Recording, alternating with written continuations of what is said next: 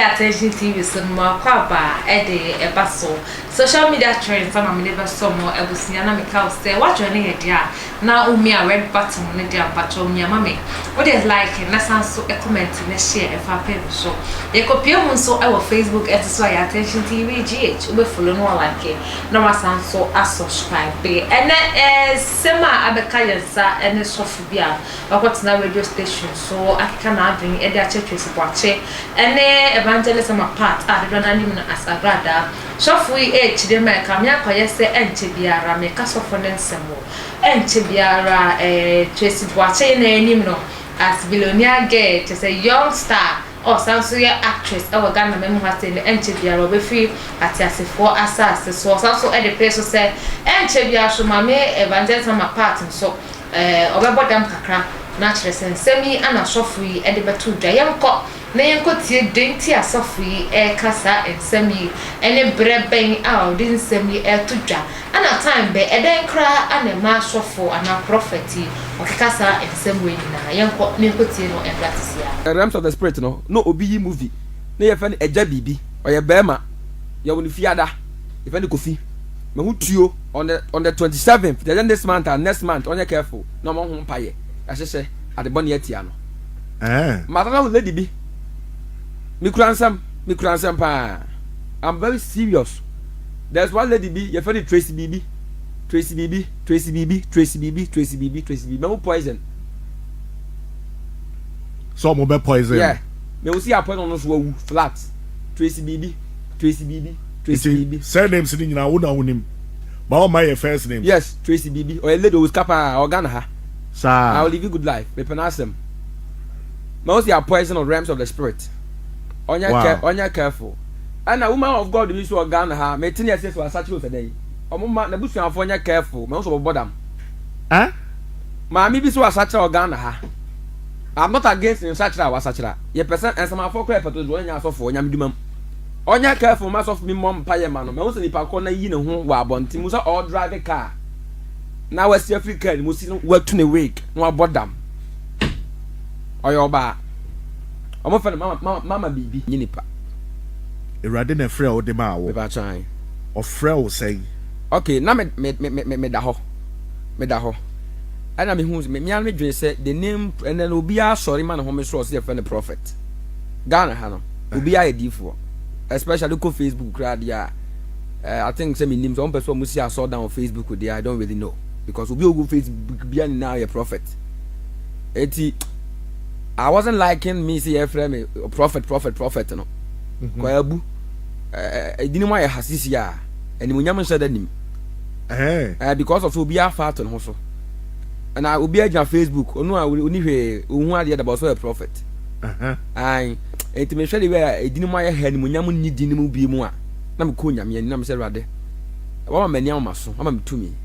But me pese me dini be prophet de abu ena enti me da ho na me say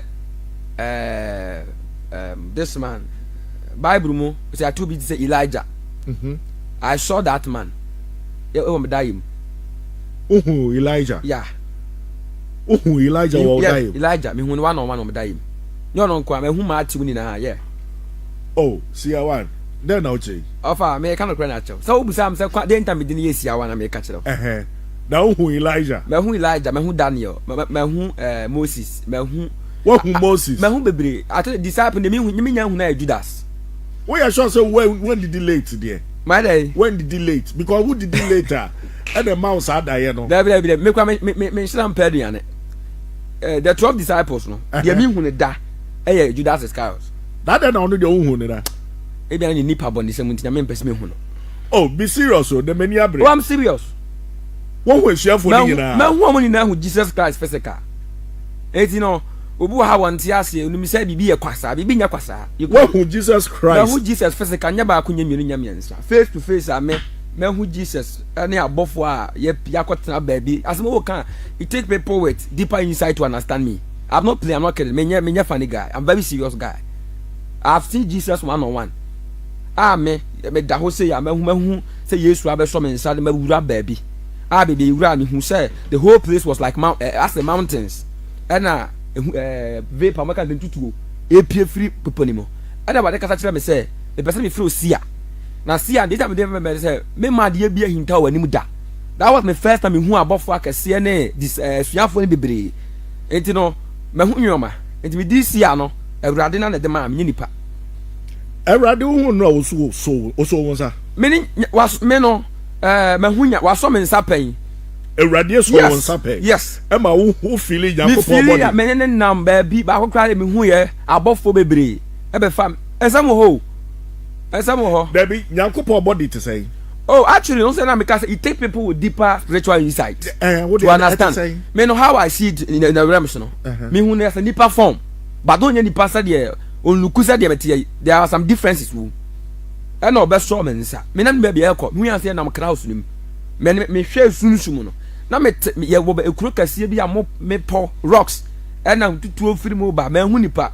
edua Christ wa hu se dua ne keka no ho but mframa fa me ho Abusia mumra Facebook why see one general wa ha yes mumra Facebook na ene ahabe ehye because ene mene prophet was so Yakobon sa Jesus Christ was so nsa ene na ewura ba bia kobobo nkomo ene mene ne bo nkomo no it be so wa wo hwe the outfit so wo tumi sagia ngosra no won ho pa ngosra no the bibia ya customize nti bobodi na bra Facebook so na be share my wa mesra wa chairman yeah eti no ye wi akra so ni mu no ye ko pie kuro no so ana Awurade say me pese me de nkofo me nan bi ngosra na ma me hu Daniel me hu Elijah ana me hu great prophet Isaiah ona say nya me hu nkom no ho me hu sa prophet na ana ba de ka me say me nchusu din ba ko a me pe eti me atepo na e fa me Elijah bu so prophet ni ma yusu say din pen e o man na ba de ka me say me nkwata say me date of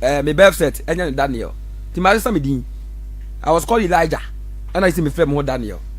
Eti no me no nyame na kire me say there was sword for the Google. Minimum baako. You see me Daniel, me Elijah. Aka yi Isaiah. Enche me ye no so aka ho. Na say my son Dan na be na Isaiah. Ti me na me 247 a spiritual person. Like my life on spiritual I don't joke around. Yes. What am I minimum so be ba? I don't joke around. Me pacho Yakobon komo be na on the boy e fa Ghana ho. Ghana.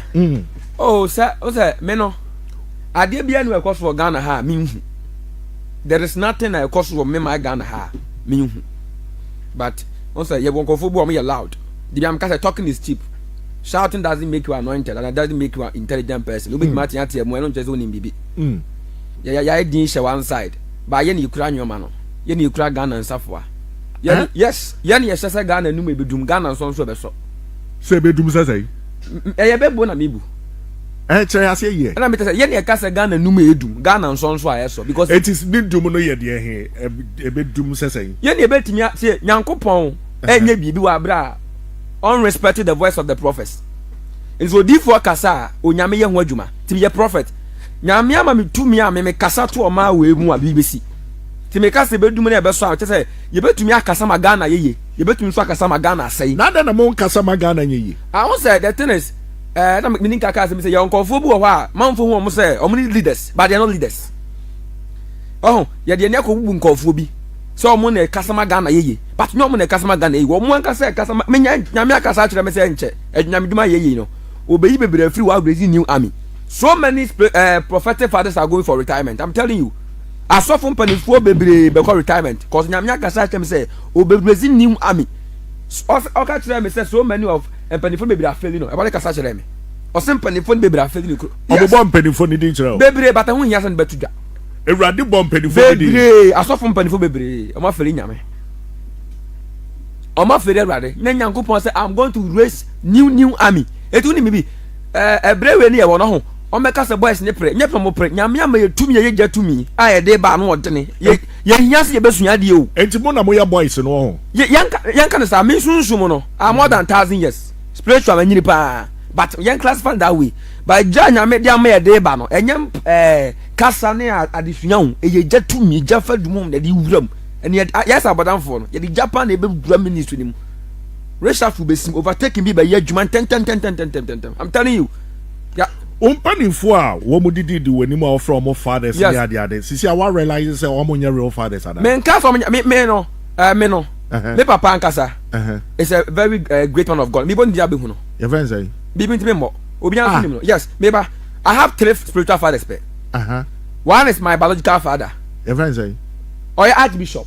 One is my biological father. Your friends say. But they sick akra bibi ntime ashada. Ada na bibia odi siesie no. Ayibu atema ashada. I was here for voice you could see any see a one general or your prophet was Ghana memo han say which them watchra enche biara Tracey Boakye ebetana no mo say be banese my part so there obebo na mukra na ye so ne ba bia kra enso attention TV eso enyima meka wo say Queen University Foundation on asamas na mdi jimedi ebe so mjojo enutime patron friend was 0548302981 they be akase the donations are never too late. Attention TV, we inspire you know me that's makra.